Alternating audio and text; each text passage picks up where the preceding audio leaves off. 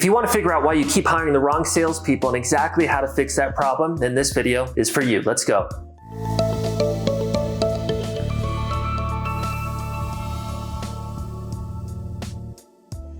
Hey guys, it's Ryan Holman, founder of Sales Recruiting University, back with another weekly video. SRU recruits over 15,000 commission-based sales reps every single year and growing. And we come to you on this channel every single week with unique information that's coming up for our clients. And in this video, we're going to talk about the simple reason why you keep hiring the wrong people and how to fix that. So foundationally, this issue is a volume issue. Let me go through some numbers with you. This is the average organization that's looking to hire a commission-based salesperson, what they need to do from a number standpoint. First, to get one person to show up into onboarding fully signed up, ready to rock and roll. And by the way, that doesn't mean that they're going to actually stick and produce and be with the organization long term, but just to get one person into onboarding, on average, it takes 50 applicants. Now, out of those 50 people, 40% or 20 applicants out of the 50, they look worth pitching. And what I mean by pitching is I'm speaking in terms of like commission-based sales opportunities. So as an example, if you're a commission-based door-to-door sales organization and you're hiring reps on a 1099 or W-2 commission basis, and they're self-generating and setting and closing their own leads, most people are not actively looking for opportunities like that, and therefore you need to pitch them into the opportunity, get them excited about your industry, why it's unique from a sales career perspective, your company's story, plans for growth in the future, the comp model, the income potential, the advancement opportunities. All of that needs to be done if you compare it to the traditional recruiting process in a phone interview, which is not our model, and I'll talk about that in a second. But we have 50 applicants, 40% of those people or 20 of those people look worth connecting with on a phone interview. That probably needs to be at least 15 minutes to go through the whole pitch appropriately to get them excited enough about a one-on-one interview, right? 15 minutes times 20, that's 4 hours right there. So just from the 50 applicants alone in the phone interviews to get one hire, we're already at 5 hours in the upfront part of the recruiting process. Now, 20 of those phone interviews, probably half of them are going to be,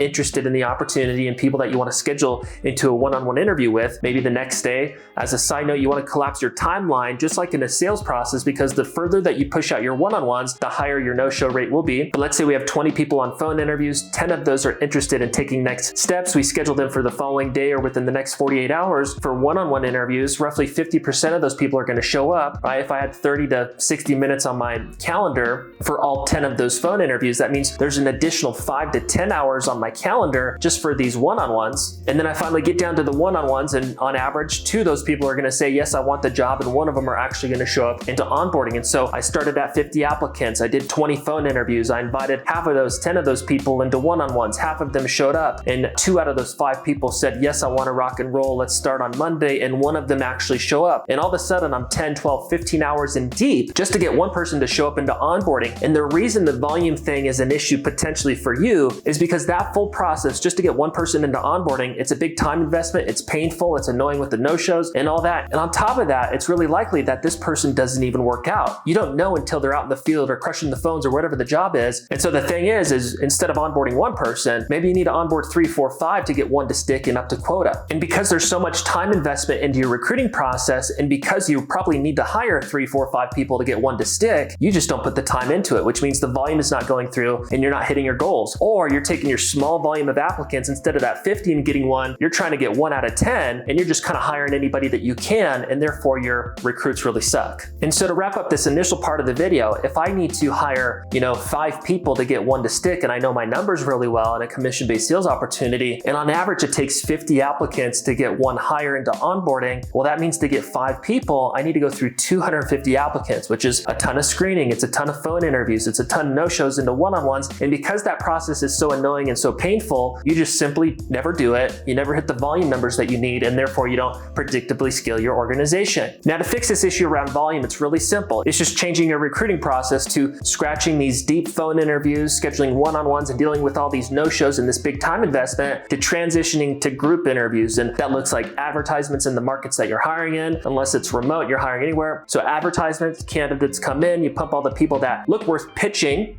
Typically you'd get on the phone interview with them. You pump those people into a group presentation. You show up to your group interview. This should be 20 to 30 minutes at the max. You're pitching the industry, why it's unique from a sales career perspective, your culture, your company's story, the plans for growth in the future, the income model, the different sales roles, the income ranges, advancement opportunities, what it really looks like to ramp ramp up into the position. And in that group interview, they're getting a full understanding of the role and they're either interested or not. And you just funnel them into one-on-ones literally right after the group presentation. And therefore your show-up rates are extremely high and you're not dealing with all these no-shows. And what this does is it takes that average 10 to 15 hours that gets you one recruit started and signed up into Monday or whenever orientation is. And within a 5-hour period with the group interview model, you can get 2 to 3 people into onboarding. And so you drop your time investment by 60, 70, 80% and increase your recruiting numbers by 2 to 3x. And that's how you solve the volume issue. So once you solve the volume thing, then it's better understanding who you actually hire. If you understand who you need to hire, that's going to help you from obviously not hiring the wrong people. But you do need to have your expectations aligned. The reality is you're not going to have 100% retention rates. Let's say you have an entry-level role and it takes 2 weeks to ramp up and to make money in your commission-based setter position, compared to maybe a B2B role that has a long sales cycle and the average rep can't make money for 60 to 90 days. Well, those two roles are both going to have attrition. The longer sales cycle where it's harder to make money is going to have more attrition because it's harder to make money, which means less reps are going to make it through the ramp-up period. But regardless of the opportunity, you should expect some attrition within your program, although the goal should be to increase your retention rates over time. So assuming you have the volume piece fixed, the next thing that you need to understand is your role. You need to clearly define the responsibilities in your sales role. Maybe you have a setter position and that's it. Or maybe you have a setter position, a self-gen sales role, and a closer role, and you have 3 different roles within your opportunity. Well, all of those roles need to be clearly defined. Once they're defined, you can better understand the skill set requirements necessary to succeed in the position. Now to backtrack a little bit, in a commission-based sales opportunity, when you think through the skill sets for your roles, you got to be kind of aware of the marketplace. So as an example, if I have a door-to-door, direct-to-consumer sales opportunity, it's all commission, there's no training pay, there's no leads, and I'm persuading reps in our sales recruiting process to self-generate, set, and close their own leads in a commission-based sales environment, well, I can't be so crazy strict that I opt out everybody of the opportunity. So as an example, if I'm like, you need to have 10 years of door-to-door sales experience and you need to be in the solar industry and have A, B, and C, well, I'm naturally gonna opt out too many people, and most likely with the opportunity that I have, I don't have the leverage to be that picky in the hiring process. So you wanna think about the bare minimum skill sets necessary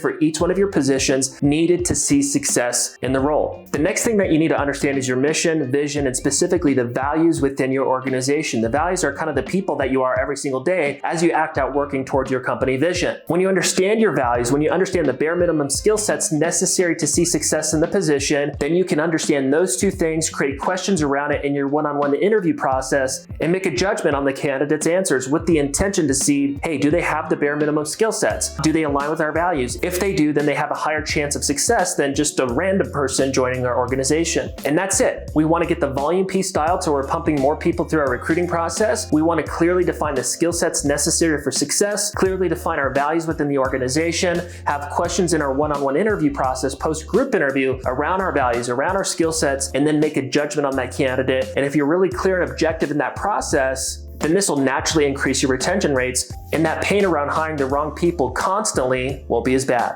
Now for kind of a cherry on top, if you have the time to do this, you can create a candidate scorecard around your values and your skill sets. A candidate scorecard is, obviously first getting clear around the skill sets, getting clear around the values, and having kind of like a 10-point rating system. And so for skill sets, you rate it from 1 to 5. For values, you rate it 1 to 5. And then you clearly define your questions so you can get that clarity from the candidate in the one-on-one interview. And based on how they answer those questions, you can number 1 to 5 on how well they answered them. So you can judge them on a 1 to 5 basis on their skill sets, on their values, and then you can total that, look at all the candidates that you've done a one-on-one interview with, and make a judgment that's more objective based on your numbers. So instead of, hey, I really like this gal or this guy, you're making it based on the numbers. So John, Sally, and Ryan have, 9, 8, and 6, and I only want to hire one person. I'm going to hire the person that hit a 9 on our skill set and our value judgment score. So hopefully that made sense. Hopefully you got value from this video today. If you did, subscribe, share, like, drop a comment, and we'll look forward to next week's video. Thank you.